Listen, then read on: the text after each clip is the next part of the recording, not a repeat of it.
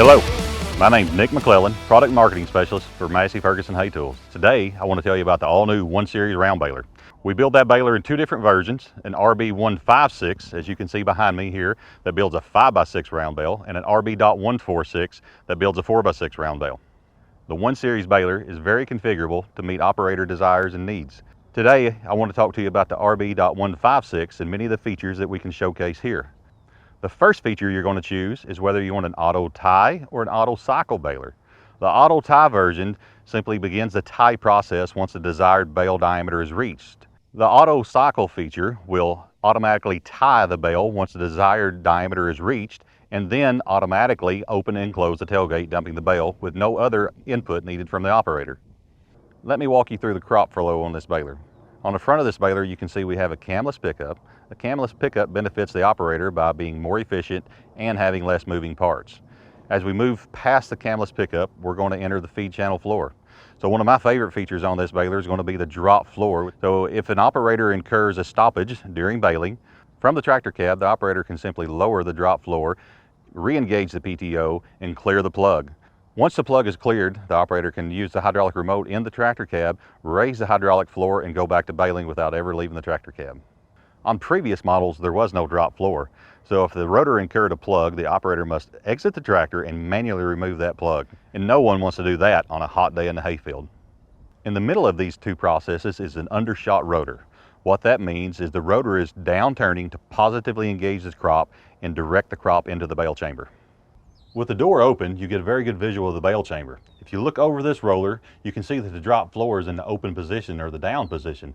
This increases the distance between the rotor and the drop floor, allowing that plug to clear and either go on the ground or on into the bale chamber. As the crop progresses through the feed channel floor and under the undershot rotor, it is immediately contacted by these driven drum rollers, which quickly and efficiently start the bale core. Something else to add about these rollers is the durability. They're all heavy wall, tubular in construction, no crimp form here, with welded cleats for positive engagement of the crop and long life. These rollers are all mechanically driven with robust greasable bearings and cast debris shields. A feature demanded by the North American market is a spliced belt. Here you can see we have riveted splices to aid in any maintenance that may need to take place, and you can see that this is a mini rough top. Mini rough top belts perform very well in slick crops such as corn stover and wheat straw. The texture engages the crop inside the bale chamber to ensure a dense bale is formed. We have two options for drive lines on the 1 Series baler. The RB.156 comes standard with a 21 spline 1000 RPM shaft with an optional 540. The RB.146 comes standard with a 540 RPM shaft. As power comes through the PTO shaft from the tractor, it hits a 90-degree gearbox on the front side of the baler and comes to the left-hand side of the baler. From here, power is driven through the diamond chains up to the top drive roller, which rolls your belts, back down to 1, 2, 3 sprockets that drives the driven drum rollers that we talked about on the inside of the bale chamber. On the right-hand side of the baler, we can see where power is transferred from the left to the right through the driven drum roller, down through the diamond chain, and back into our undershot rotor. While we're on the right side of the baler, let me show you how simple it is to maintenance a 1 Series baler. You can see here we brought all of the grease zerks onto banks on both left and right side. As the sticker shows, you're going to grease each zerk 2 pumps every 10 hours. Continuing on the right-hand side of the baler, you can see this telemetry box. This box works in conjunction with the antennas mounted on top of the baler to send information such as bales per hour, bales per acre, and location of the baler, just to name a few. The black box on the right-hand side houses fuses. The box on the left-hand side is the brains for the baler. A unique feature to the 1 Series round baler is the easy load net ramp system. This ramp, when in the folded position, doubles as storage for an extra net row, but easily swings away into position, allowing an operator to push the roll of net into the loaded position without ever incurring the full weight of the net roll.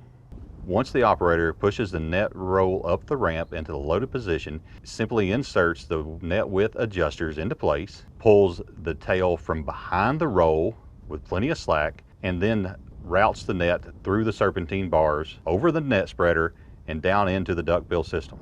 Two additional features demanded by our customers is simplicity and reliability of the net system.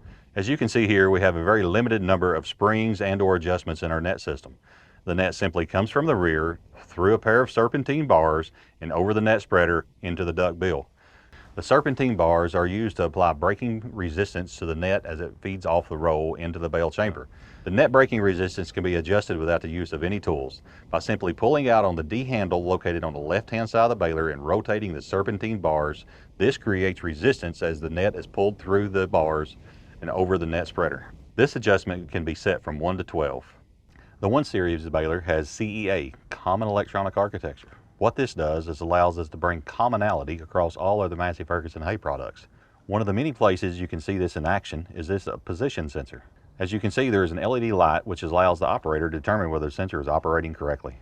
One of the most significant applications of this technology is going to be on the monitor inside the cab. For more information on the 1 Series baler, visit your local dealer or go to masseyferguson.com.